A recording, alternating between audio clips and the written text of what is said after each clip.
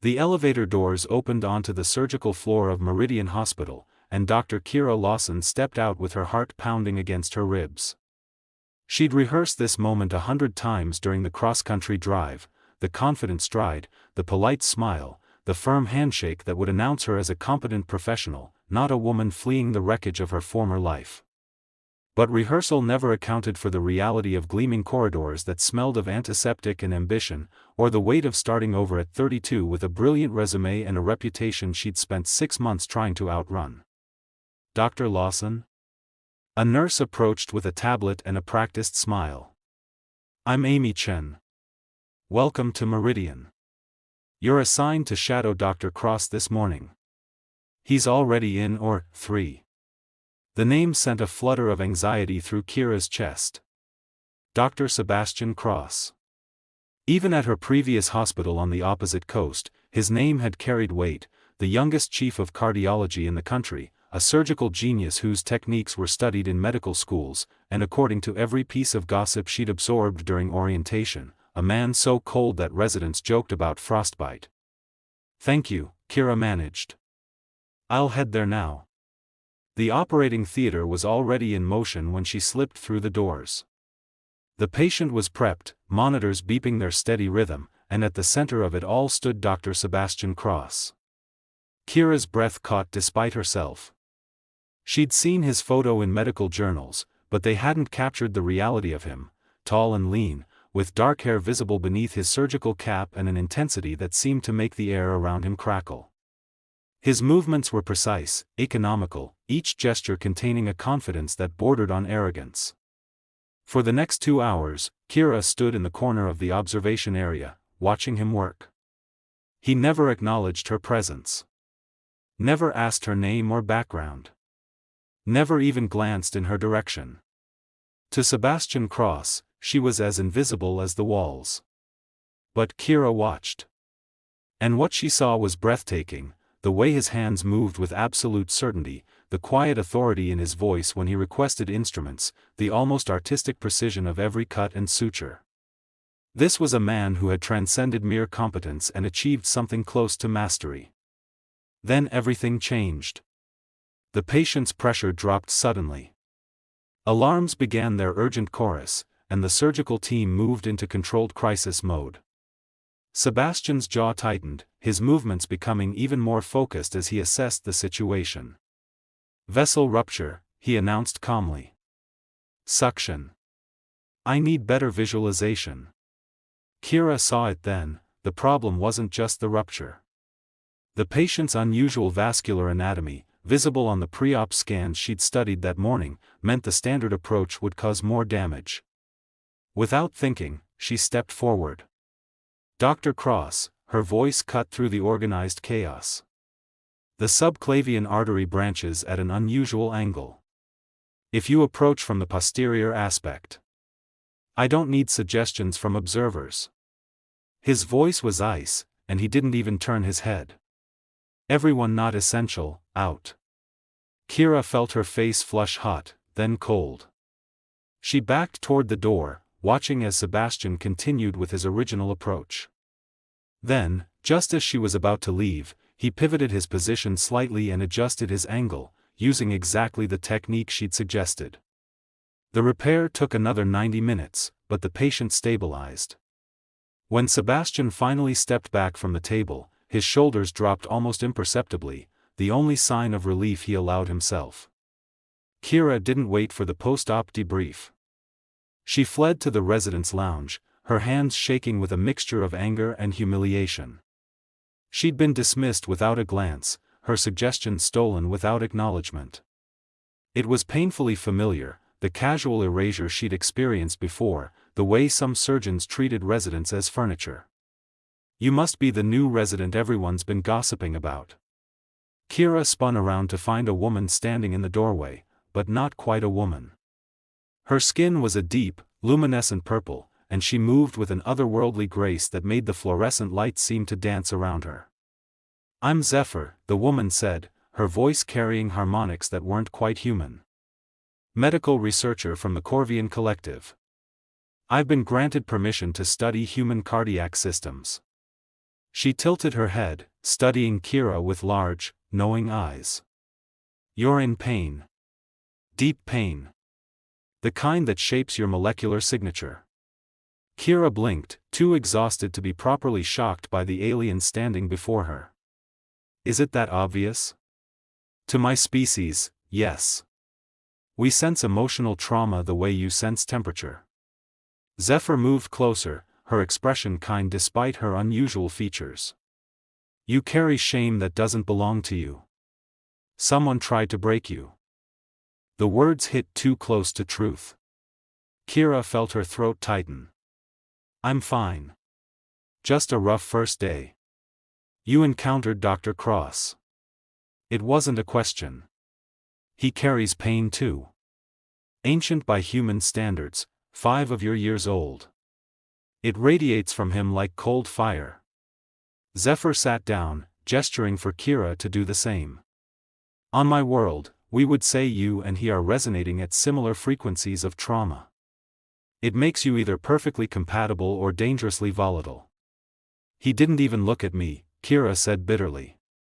I'm fairly sure dangerous volatility requires actual interaction. He looked, Zephyr corrected gently. After you left the ore, he stood very still for 43 seconds. For Dr. Cross, that is the equivalent of a human screaming. You disturbed something in him. Before Kira could respond, the lounge door swung open and Sebastian himself walked through. He went directly to his locker, still not acknowledging either of them, moving with the mechanical precision of someone going through familiar motions. Kira stood frozen, unsure whether to speak or stay silent. Zephyr watched with intense interest, as if observing a fascinating experiment.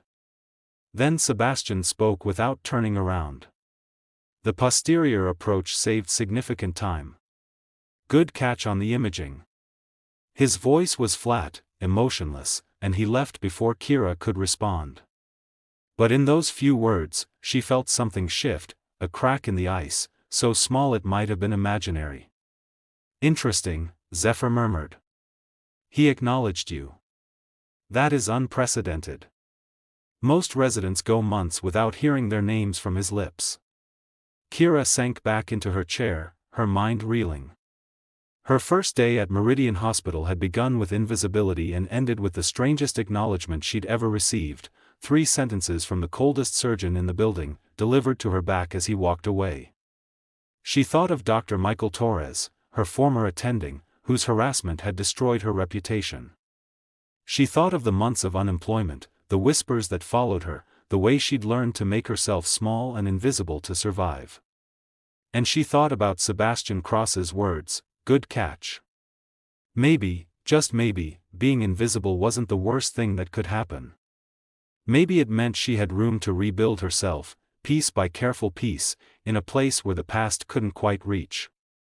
But as she replayed the moment Sebastian had used her suggestion without acknowledgement, then offered that strange, belated praise, Kira wondered if she'd traded one complicated situation for another. Zephyr stood to leave, pausing at the door. A word of advice, Dr. Lawson. Humans have a tendency to repeat their patterns until they learn their lessons. Whatever you're running from, make sure you're also running toward something. Otherwise, you'll just find the same pain wearing a different face. Alone in the lounge, Kira closed her eyes and let herself breathe. Tomorrow she'd face Sebastian Cross again. Tomorrow she'd navigate the complex hierarchies of Meridian Hospital. Tomorrow she'd prove she belonged here. But tonight, she'd allow herself to feel the exhaustion, the fear, and the tiny, fragile spark of hope that maybe, just maybe, this time would be different. The next 2 weeks fell into a punishing rhythm. Kira arrived before dawn and left long after dark, throwing herself into work with the desperate intensity of someone trying to outrun their own thoughts. She studied every case, memorized every patient history, and volunteered for the shifts no one else wanted. If she could just be indispensable, maybe she could finally feel secure. Sebastian remained a distant, cold presence. He led rounds with clinical precision, his questions sharp enough to draw blood. He never praised, rarely criticized directly, and seemed to look through residents rather than at them. Kira told herself she preferred it this way. Invisibility was safer than scrutiny. Then came the Morrison case. 16-year-old Tyler Morrison arrived in the emergency department with a cardiac arrhythmia that shouldn't have existed in someone his age. His scans showed a congenital defect so rare that Kira had only read about it in textbooks. The cardiology team gathered for an emergency consult, and Sebastian stood at the head of the table, reviewing images with his characteristic intensity. "Standard surgical correction," Dr. Helena Price announced confidently. Helena was the ambitious department head who dressed like she was attending a gallery opening rather than hospital rounds, and who had a way of positioning herself near Sebastian that felt strategic. "We go in, repair the valve, close him up." Sebastian nodded slowly, but something in his expression seemed uncertain. Kira had spent the previous night reading everything she could find about Tyler's condition. A recent study from Johns Hopkins had suggested an alternative approach, less invasive, higher success rate in pediatric patients, but requiring a technique that was still considered experimental. She shouldn't speak up. She was the newest resident, barely visible in the hierarchy. But Tyler's mother had held Kira's hand in the waiting room, her eyes red from crying, and whispered, "Please save my son. There's another option." The words left Kira's mouth before caution could stop them. A study published 3 months ago showed that a catheter-based approach with real-time 3D mapping. "We're not experimenting on a child with unproven techniques." Helena's voice was sharp, dismissive. "Dr. Lawson, you're here to observe, not to play research scientist." Sebastian's dark eyes finally landed on Kira, and the weight of his attention was almost physical. "What study?" Kira's heart hammered, but she held his gaze. "Dr. Patricia Reeves at Johns Hopkins. 15 patients with this exact defect, 14 successful outcomes with minimal complications and shorter recovery time. The technique requires advanced imaging, but we have that capability." "We also have a proven surgical method," Helena interjected, stepping closer to Sebastian. "Sebastian, surely you're not considering." "Send me the study." Sebastian's voice cut through Helena's objection. "Dr. Lawson, my office. Everyone else, will reconvene in 2 hours." Kira followed Sebastian through the corridors, acutely aware of the curious stares from other staff members. His office was surprisingly sparse, medical journals stacked with military precision, a single photograph of an older woman who shared his sharp features, and windows overlooking the city that somehow made the space feel colder rather than more open. "Sit." Sebastian gestured to a chair while he pulled up the Hopkins study on his computer. For 15 minutes, he read in complete silence while Kira sat frozen, watching the slight furrow between his eyebrows deepen. Finally, he looked up. "The methodology is sound. Reeves is a careful researcher. But you're suggesting I perform a technique I've never done before on a minor patient whose parents will be trusting me with his life." "I'm suggesting it's the better option," Kira said, forcing steadiness into her voice. "And I believe you're skilled enough to execute it." Something flickered in Sebastian's expression, surprise, perhaps, or something more complicated. "You've been here 2 weeks. You don't know what I'm capable of. I know you saved Mrs. Patterson's life last week when everyone else thought she was too high risk. I know you stayed 4 hours past your shift to monitor the transplant patient who developed complications. I know you're the best cardiac surgeon in this hospital, probably in this state. So yes, Dr. Cross, I think you're capable." The silence that followed felt charged, dangerous. Sebastian leaned back in his chair, studying her with an intensity that made Kira want to look away, but she didn't. "Why medicine?" he asked suddenly. "Real reason, not the rehearsed answer you gave during your interview." The question caught her off guard. "Why does it matter?" "Because if I'm going to use an experimental technique based on your recommendation, I need to know your judgment is sound. And judgment comes from motivation." His eyes never left her face. "So why medicine?" Kira thought about lying, giving him the sanitized version. But something in his directness demanded honesty. When I was 12, my sister collapsed during a soccer game. Sudden cardiac arrest. The paramedics didn't know what to do, they were following protocols, but she needed something different. She died before we reached the hospital. She paused, feeling the old grief surface. I became a doctor so I'd never have to watch someone die because the people in charge were too afraid to try something new. Sebastian's expression didn't change, but his voice dropped lower. And what happened at your last hospital? The question was like a punch to the chest. I don't. I read your file. Harassment allegations against a superior. You filed a formal complaint, then suddenly resigned and moved across the country. He leaned forward. What really happened, Dr. Lawson? Kira felt exposed, vulnerable in a way she hadn't since the darkest days with Dr. Torres. He made advances. I rejected him. He systematically destroyed my reputation in retaliation, questioned my competence in front of patients, changed my evaluations, spread rumors that I was unstable. Her voice was steady, but her hands trembled slightly. I filed a complaint. The hospital did an investigation that cleared him completely and suggested I was a disgruntled resident making false accusations. So I left before he could do more damage. Sebastian was quiet for a long moment. When he spoke, his voice had lost some of its edge. 5 years ago, I lost a patient during a routine procedure. A woman, 43 years old, 2 children. I made a split-second decision that seemed right in the moment but turned out to be wrong. She died on my table. Kira waited, sensing there was more. The investigation cleared me of malpractice, but the court of hospital opinion was less forgiving. I was called arrogant, reckless, someone who prioritized innovation over patient safety. For 6 months, every surgery I performed was scrutinized, every decision questioned. I learned that in this profession, one mistake can define you forever. He met her eyes. I also learned that being invisible, unreachable, is safer than being vulnerable. So that's what I became.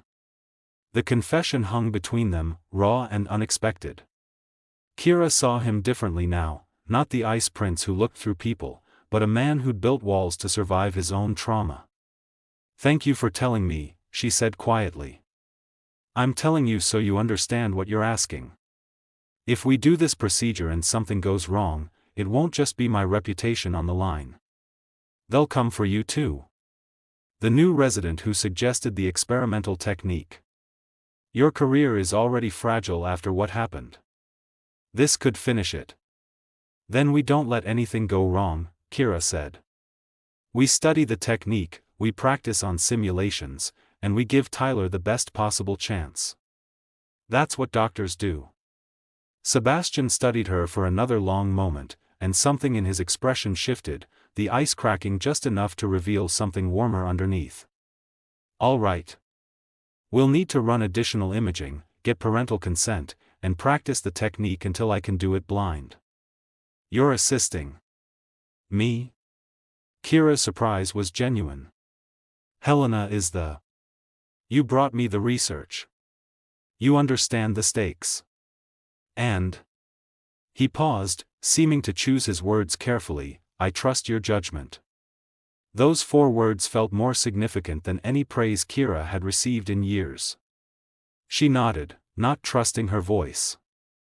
Over the next 3 days, they worked together with an intensity that bordered on obsession. Sebastian commandeered simulation equipment, and they practiced the catheter technique repeatedly. Kira studied beside him, their shoulders occasionally brushing as they leaned over monitors, their hands sometimes touching when passing instruments. She began to notice things about him. The way his jaw tightened when he was uncertain. The slight crease that appeared between his eyebrows when he was deeply focused. The fact that he drank his coffee black at 6 a.m. but with cream after midnight. The way his carefully constructed coldness would occasionally slip, revealing flashes of dry humor or unexpected kindness.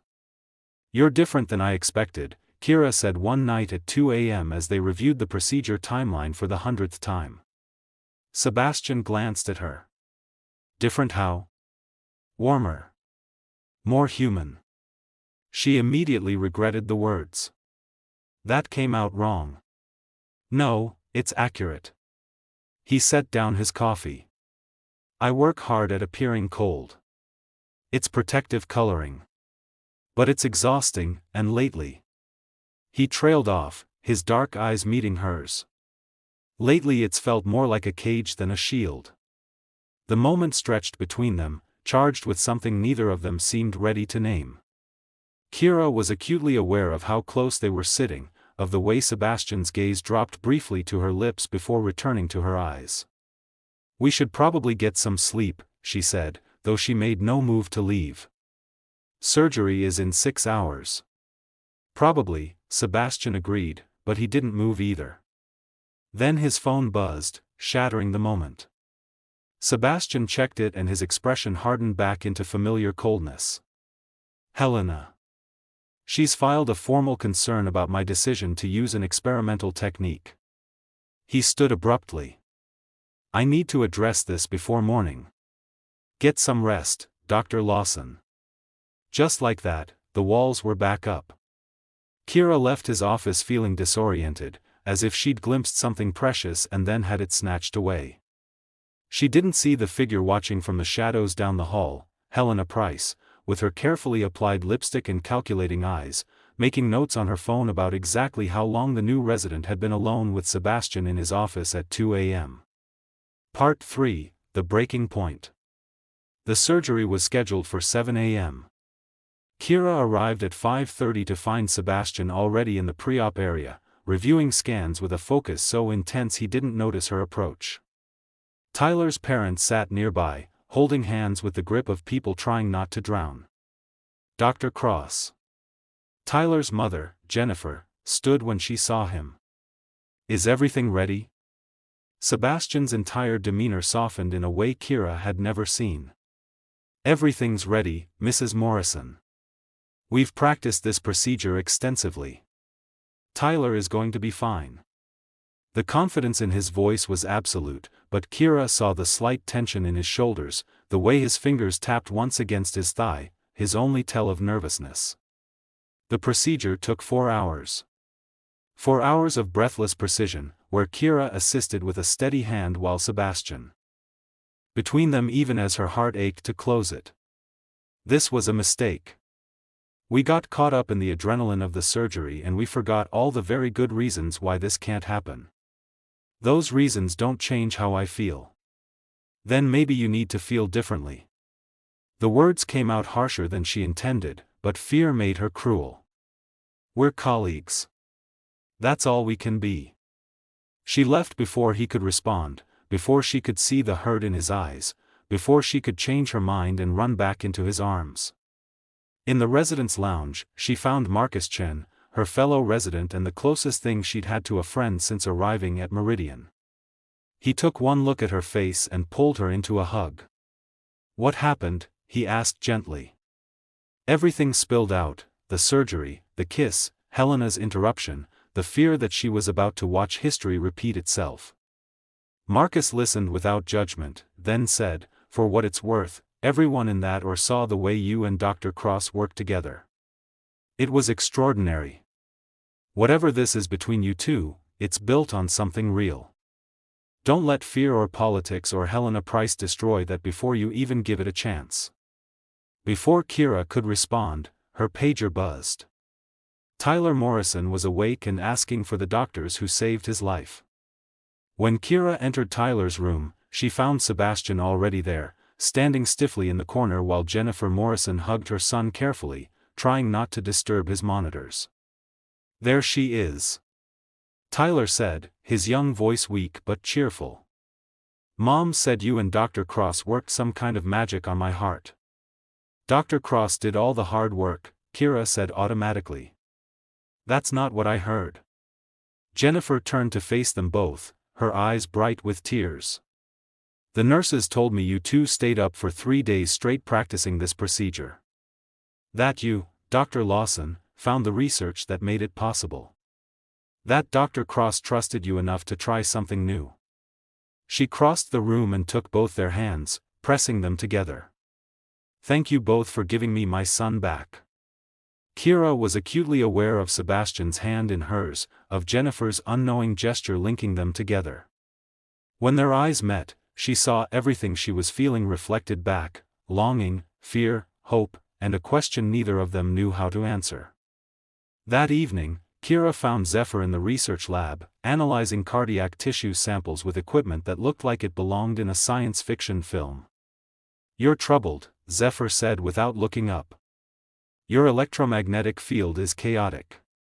Despite everything, Kira smiled. "Is that your alien way of saying I'm a mess?" "I would say you're at a decision point." Zephyr finally turned to face her, those large eyes infinitely kind. "In my observations of human behavior, I've noticed a pattern. You often run from the very connections that could heal you. You and Dr. Cross are both wounded by your profession. But healing doesn't come from isolation, it comes from choosing, again and again, to be vulnerable with someone who understands your scars." "What if being vulnerable destroys me?" Kira whispered. "What if I open myself up and end up broken again? Then you will heal again.